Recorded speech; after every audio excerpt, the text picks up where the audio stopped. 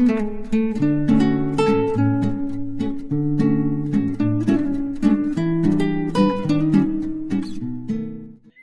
नमस्कार दोस्तों, आज हम बात करेंगे ट्विन फ्लेम जर्नी के उस हिस्से पर जो सबसे ज़्यादा गहरा और रहस्यमयी और मुश्किल होता है, और वह यह है अदृश्य ब्लॉकेज।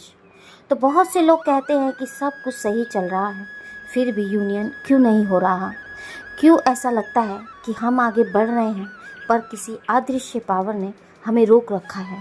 इन्हीं सवालों के जवाब आज हम इस वीडियो में लेकर आए हैं। आइए समझते हैं, जानते हैं क्या है वो ब्लॉकेज और उन्हें कैसे हील किया जाए। तो चलिए दोस्तों, चलते हैं अपने वीडियो की ओर।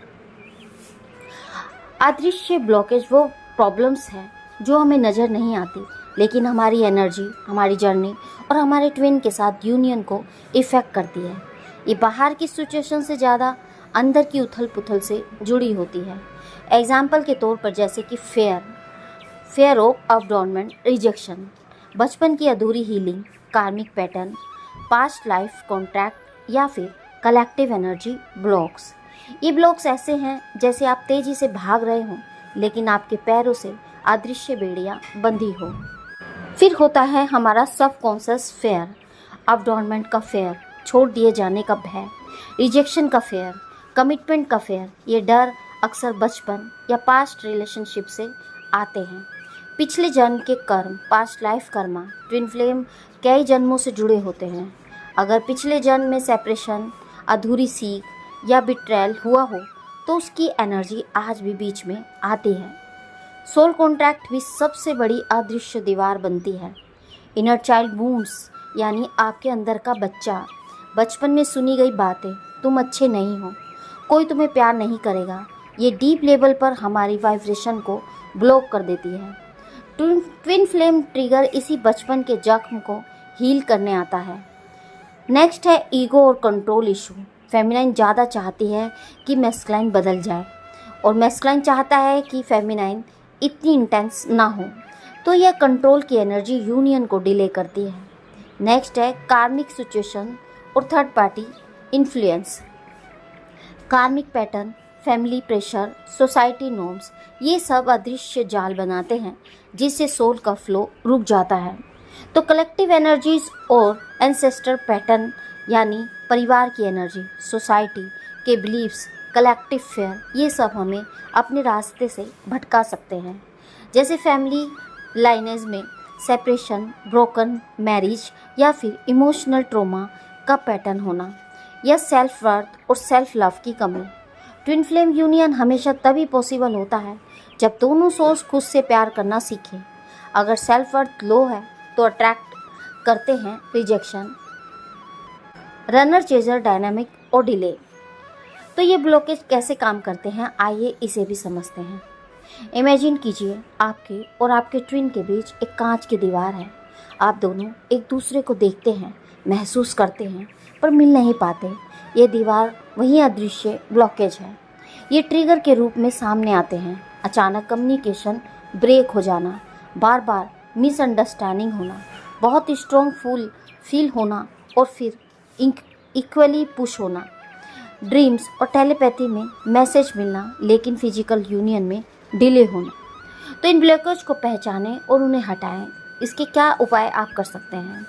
अवेयरनेस और एक्सेप्टेंस से सबसे पहले समझना कि यह ब्लॉकेज है और यह जर्नी का पार्ट है। नंबर 2, इनर वर्क पर जरूर ध्यान दें। Meditation, journaling, affirmation, shadow work, अपने डर और जख्मों यानी ट्रॉमास का सामना करें। फॉरगिवनेस और रिलीज करें, खुद को और दूसरों को माफ़ करें। कार्मिक साइकिल को ब्रेक करने के लिए फॉरगिवनेस सबसे बड़ा टूल है।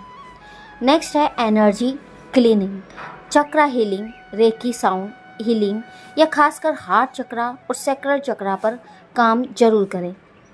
डिटैचमेंट और सरेंडर को सीखें, कंट्रोल छोड़ें और डिवाइन टाइमिंग पर भरोसा करें। सरेंडर का मतलब हार मानना नहीं बल्कि ट्रस्ट करना है। नेक्स्ट है डिवाइन पर्सपेक्टिव, यानी ट्विन फ्लेम यूनियन केवल रोमांटिक नहीं बल्कि डिवाइन मिशन है। ब्लॉकेज इसलिए आते हैं ताकि हम इवॉल्व हो और अपनी वाइब्रेशन रेज करें। यूनिवर्स ये टेस्ट देता है कि क्या हम अनकंडीशनल लव तक पहुंच पाए हैं या नहीं। जब सोल लर्न कर लेती है कंपेंशन, ट्रस्ट और सरेंडर, तभी यूनियन मैनिफेस्ट होता है। तो दोस्तों, ट्विन फ्लेम जर्नी में अदृश्य ब्लॉकेज असल में हमारी ग्रोथ का सबसे बड़ा टीचर है। यह जर्नी हमें सिखाती है कि अंदर के फेयर, कार्मिक पैटर्न और ईगो को ट्रांसफॉर्म किए बिना डिवाइन यूनियन पॉसिबल नहीं है। याद रखिए, ब्लॉकेज कोई रुकावट नहीं बल्कि इनर ग्रोथ की सीढ़ी है। जितना आप अपने इनर वर्क को एम्बेरेंस करेंगे, उतना ही डिवाइन टाइमिंग आपके साथ आपके ट्रू यूनियन की तरफ ले जाएगा। तो डिवाइन मैस्कुलाइन के लिए ब्लॉकेज कौन कौन सी होती है जिनका वह सामना करते हैं, आइए उन्हें समझते हैं। सबसे पहला है इमोशंस को सप्रेस करना, यानी इमोशंस को दबाना। बचपन से उसे सिखाया गया होता है कि लड़के रोते नहीं, कमजोरी मत दिखाओ। नतीजा यह है कि वो अपनी इमोशंस को दबाना सीख लेता है। असल में उसके अंदर बहुत पेन, फेयर और वल्नरेबिलिटी होती है, लेकिन उसे खुद भी एहसास नहीं होता।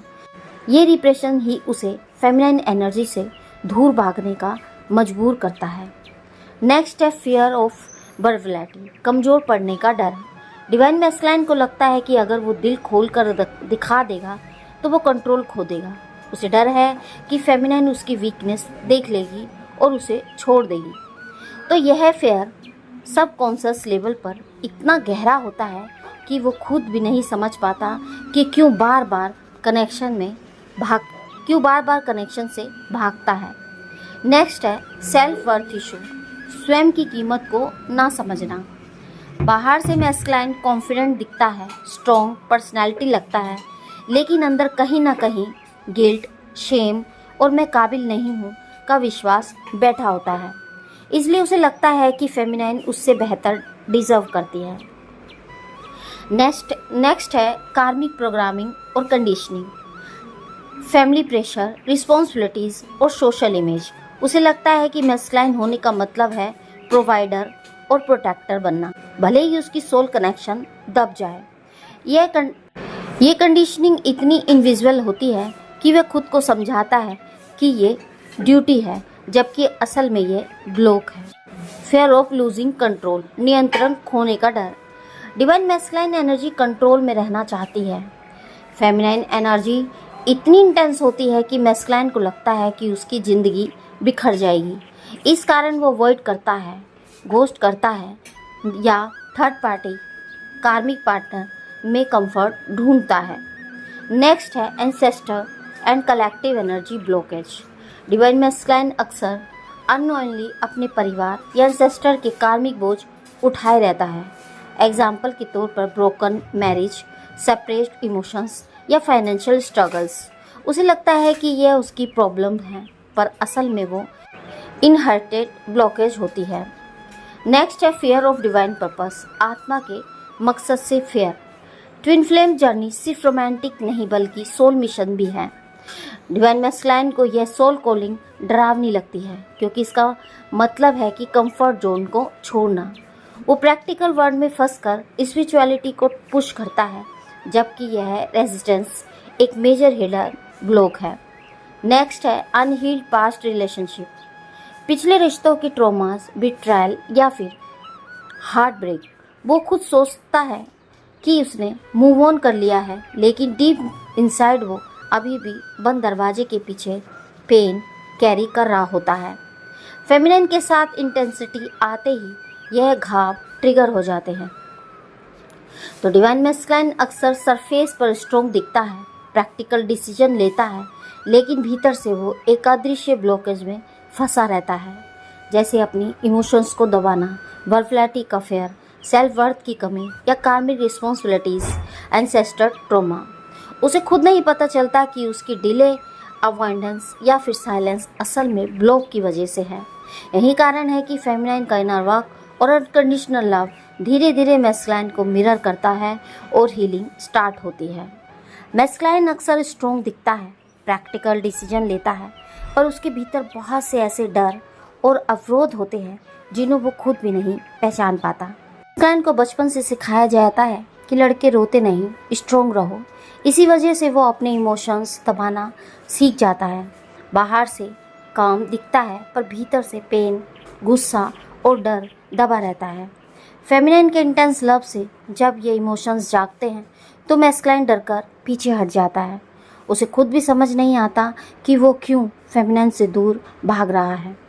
मैस्कुलाइन को लगता है कि अगर वो दिल खोल देगा, सारी एनर्जी, अपने इमोशंस सारे जाहिर कर देगा तो कंट्रोल खो देगा। उसे डर है कि फेमिनाइन उसकी वीकनेस देख लेगी और उसे रिजेक्ट कर देगी।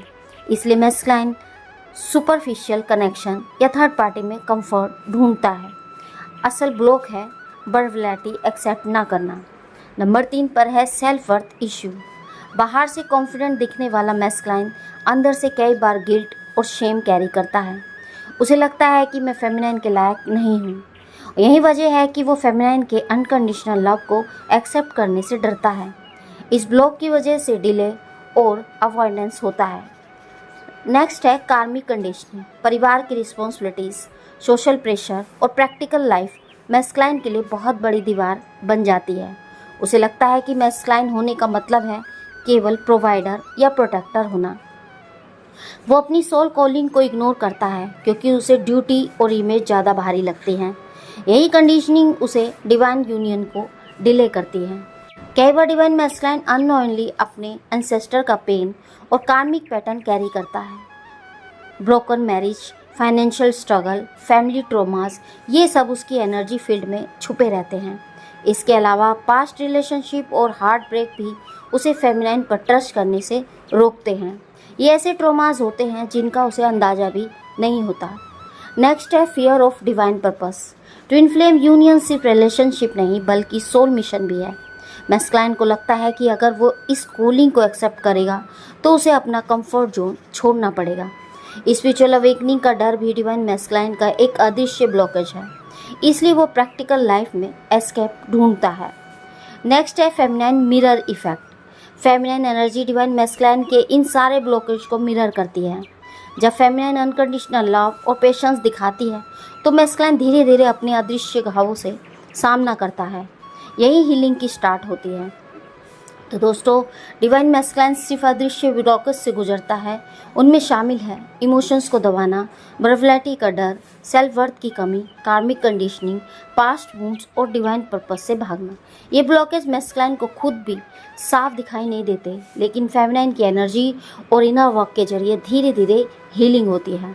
तो याद रखिए, मैस्कुलाइन का भागना या डिले करना उसकी कॉन्फिडेंस नहीं बल्कि उसकी इनर स्ट्रगल और ब्लॉकेज का रिफ्लेक्शन है। जैसे ही ये ब्लॉकेज डिसॉल्व होते हैं, मैस्कुलाइन अपनी फेमिनाइन की तरफ खींचने लगता है और यूनियन की राह खुल जाती है।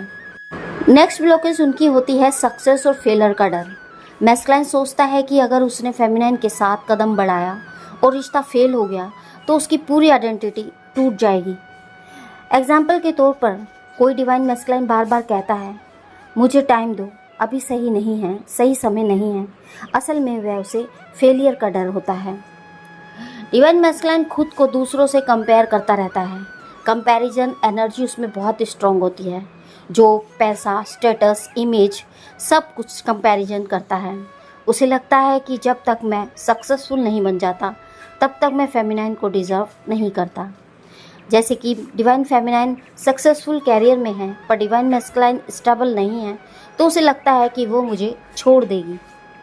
नेक्स्ट, डिवाइन मैस्कुलाइन को बचपन या पास्ट में बहुत रिजेक्शन, स्कॉल्डिंग या फिर क्रिटिसिज्म मिला होता है।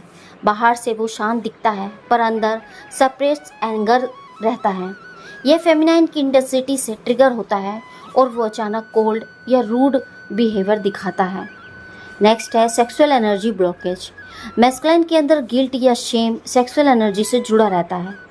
पास्ट कंडीशनिंग जैसे कि डिज़ायर गलत है या लस्टफुल होना पाप है, तो उसकी सैक्रल चक्र एनर्जी को ब्लॉक कर देती है।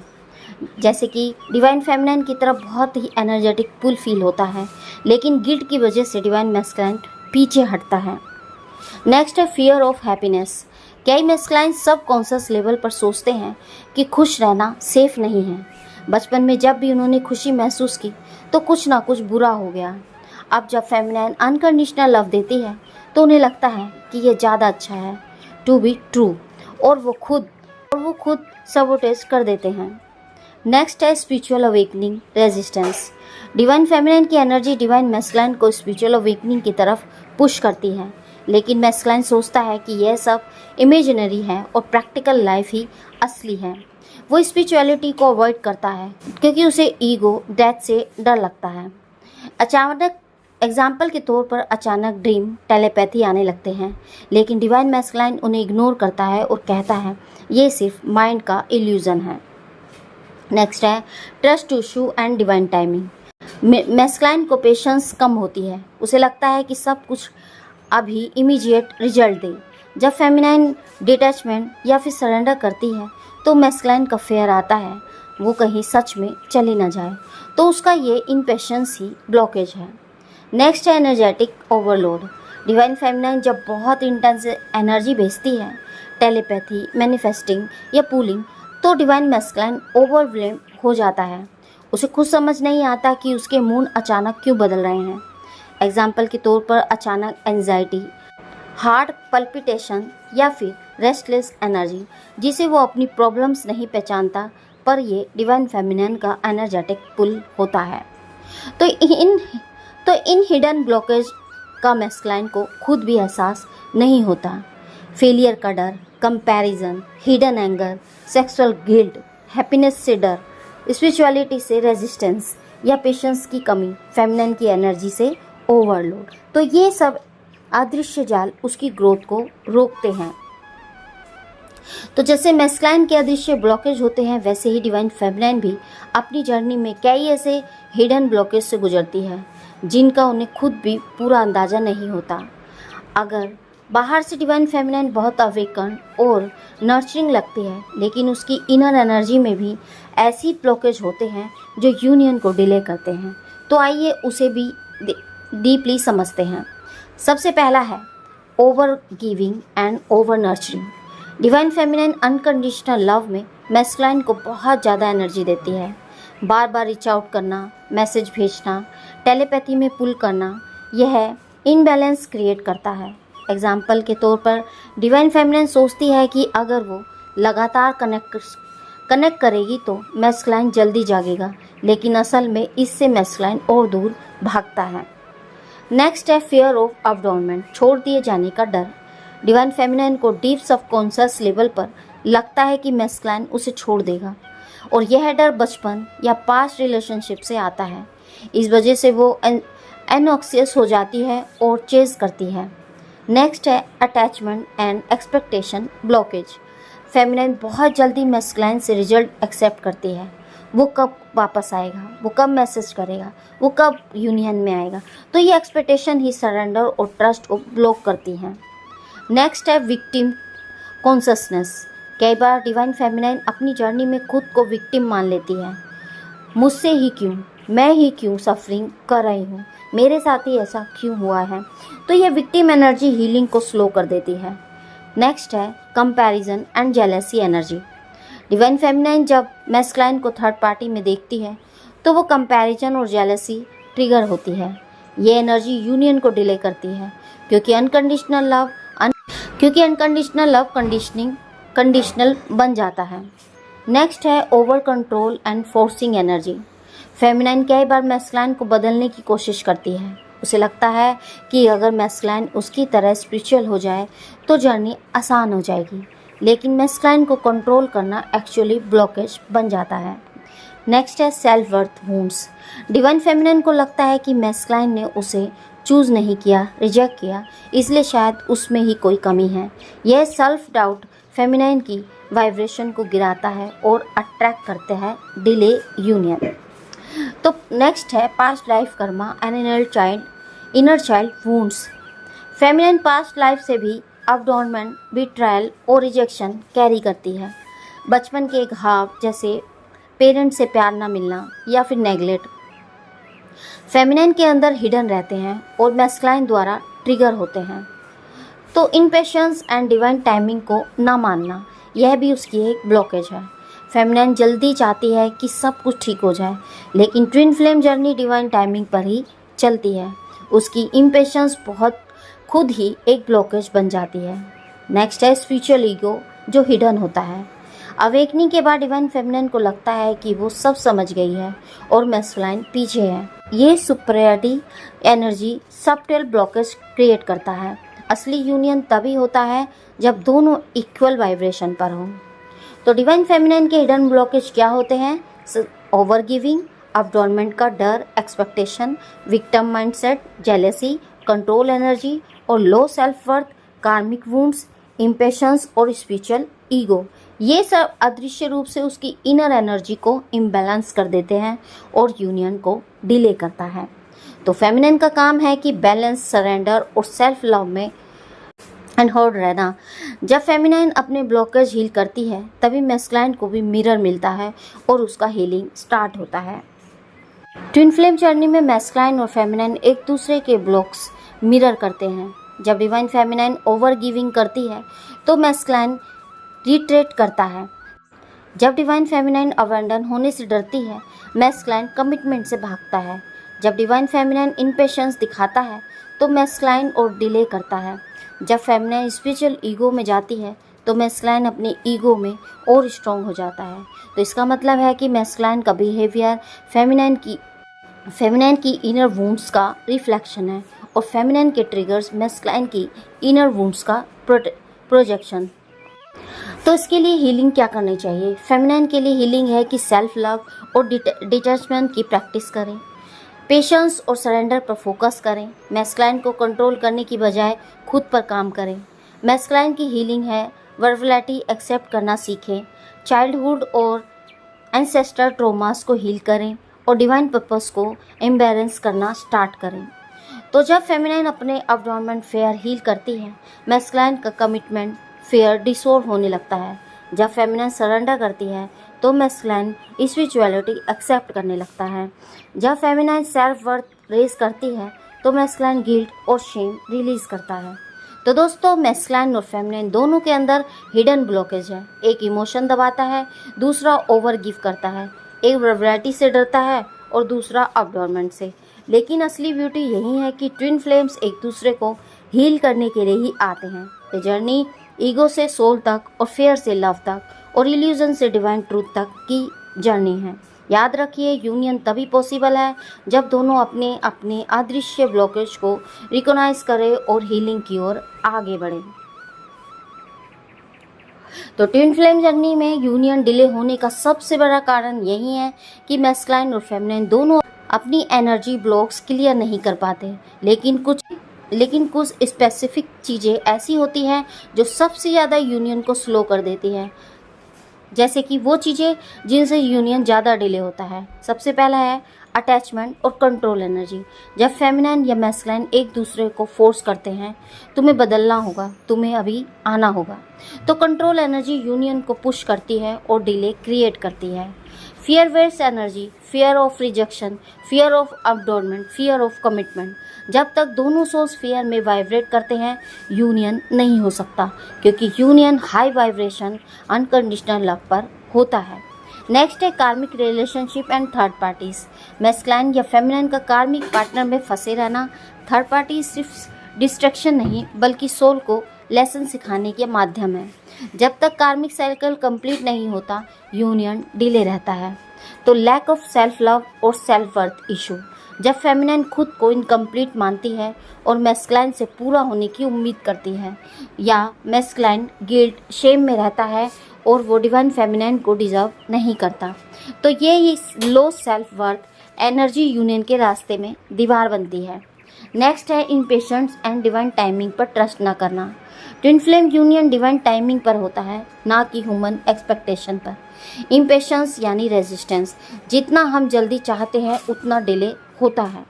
नेक्स्ट है victim mindset and negative energy. मेरे साथ ही क्यों, मैं ही क्यों सफरिंग कर रहा हूँ, सब मेरे साथ ही बुरा क्यों हो रहा है। ये विक्टिम एनर्जी बार बार सेपरेशन को अट्रैक्ट करती है। नेक्स्ट है unhealed childhood and ancestor trauma. Inner child wounds, rejection, neglect, abuse, ancestor blocks, family karmas, past generation के पैटर्न। जब तक ये हील नहीं होते, यूनियन डिले होता है क्योंकि सोल कॉन्ट्रैक्ट इनकम्प्लीट रहता है। नेक्स्ट है इन स्पिरिचुअल ईगो। अवेकनिंग के बाद फेमिनिन सोचती है मैं अवेकन हो चुकी हूँ और मैस्कुलाइन अभी इनमेच्योर है। मैस्कुलाइन सोचता है कि यह सब इल्यूजन है, मैं प्रैक्टिकल हूँ। तो ये ईगो सेपरेशन को बढ़ाता है और यूनियन को स्लो करता है।